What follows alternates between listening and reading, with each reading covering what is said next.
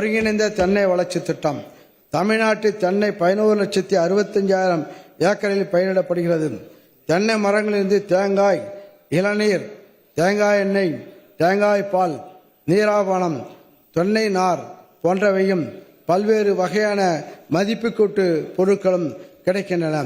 வைத்த பிள்ளையை பாதுகாத்தால் அது பெற்ற பிள்ளைக்கு உதவும் என்ற சிறப்பு வாய்ந்த தென்னை சாகுபடியை ஊக்குவிக்க உழவர்கள் விருப்பத்தின்படி நெட்டை என்று குட்டை என்று நெட்டை ஒட்டு ரக கன்றுகள் வழங்கப்படும்.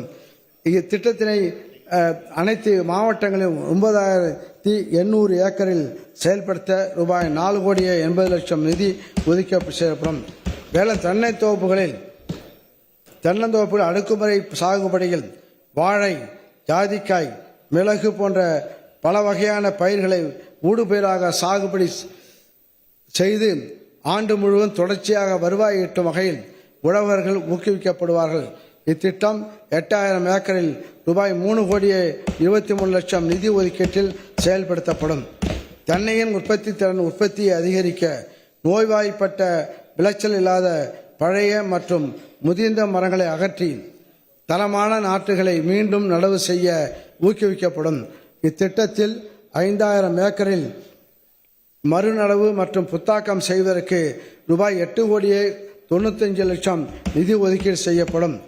தென்னை சாகுபடி செய்யும் உழவர்களின் வருமானத்தை மேம்படுத்த ஒருங்கிணைந்த பண்ணைய முறைகள் குறித்த செயல் விளக்கத்திடல் 2,500 ஏக்கரில் அமைந்திட ரூபாய் 1,75,00,000 நிதி ஒதுக்கீடு செய்யப்படும். அண்மை காலமாக தென்னையில் ரூகோஸ் சுருள் வெள்ளை ஈக்களின் தாக்குதல் பெரும்பாலான இடங்களில் காணப்படுகிறது.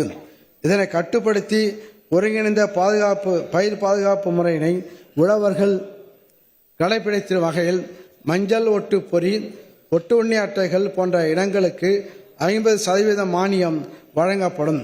இத்திட்டம் 2025-26 ஆண்டில் 1,68,000 ஏக்கரில் 1,20,000 உழவர்கள் பயன்பெறும் வகையில் செயல்படுத்தப்படும்.